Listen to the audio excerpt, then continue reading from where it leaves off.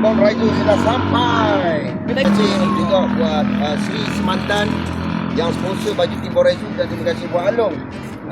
Dia adalah mereka design untuk baju ni serta tengok baju printing. Tim Bom Raizu Semantan guys, Tim Bom Raizu Semantan, Emas Sri Semantan. Masing-masing ada nama ni nanti. Okey, cuba kita tengok nama-nama jenggo, nama-nama naik kat sini. Nama ke? Terima kasih Sri Semantan. Ni ada kedai emas, nampak ada kedai emas Sri Semantan. Okay. Ini ada Tim Bom Raizu kat sini ya. Okey. Tengok. Kita tengoklah. Tengoklah. Lawa.